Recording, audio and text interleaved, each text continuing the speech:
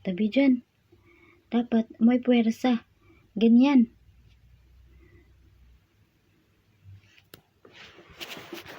Wow! Kuminta bang sahig sa pagmamap mo?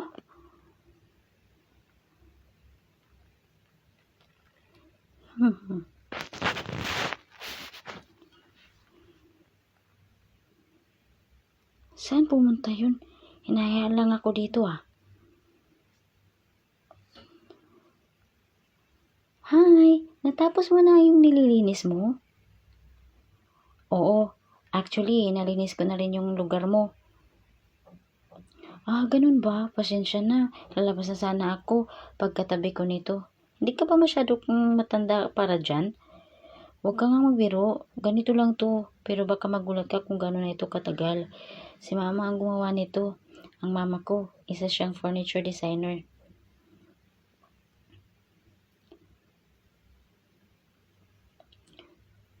Namatay ang asawa ni Professor Ronald Park bago pa man nakumpleto ang Sangoji.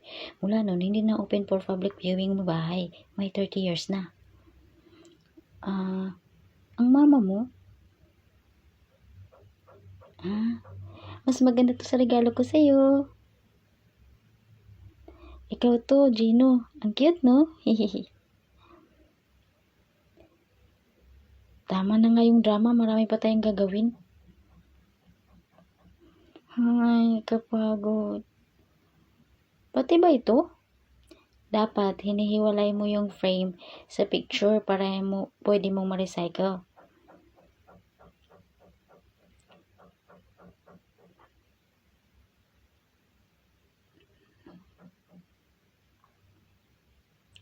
Siguro gusto mo talaga ang paglilinis, no? Hindi sa gusto ko, kundi parte yun ng buhay.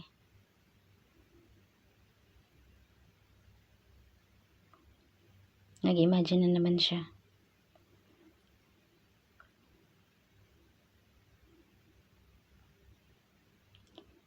Sa sinabi ni Charlie, hindi lang talaga kita minahal.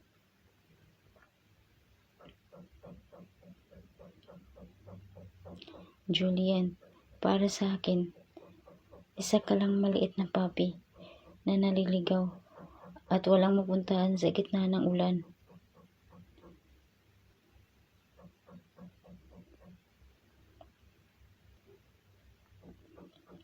Parang isang puppy sa gitna ng ulan?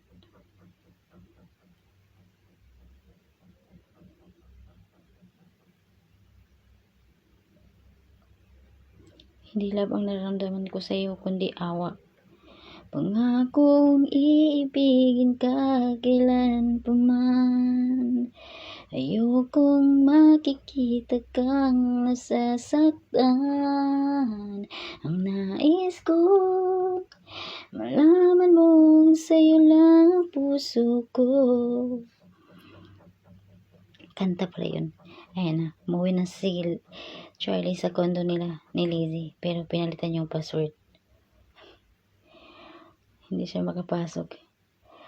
Hoy Lizzie, alam kong nandyan ka sa loob. Buksan mo tong pintuan. Pinilit naman kitang inintindi. Buksan mo ito. Isa. Dalawa. Dalawa't kalahati. Pag ito hindi mo binuksan, mapipilitan akong sirain to. Are you crazy? Bakit mo pinilitan yung password, ha? Ako ang bumili ng door lock. Pwede kong gawin lahat ng gusto ko. Ano? Pwedeng sa'yo ang apartment na to, pero lahat ng mga gamit sa loob akin. Nag-loan ako para makabili ng mamahaling regalo sa pamilya mo at sa apartment na ito. Walang nagsabi sa'yo na gawin mo yun. Kartihan mo lang lahat ng yun kasi. Nakalimutan mo na bang sinabi mo sa kasal? Mabubuhay ka lang para sa akin. Akin lang ang isipan mo. Tapos ayaw mong isuko ng maliit na apartment? Hindi natuloy yung kasal natin. Mangyayari sana yun kung natuloy lang sana. Will you shut up? Kung gusto mo, ulitin na lang natin yung kasal para wala na tayong problema. Buksan mo to. Buksan mo na to. My God, naliligo na yung idol ko. Ang gwapo talaga.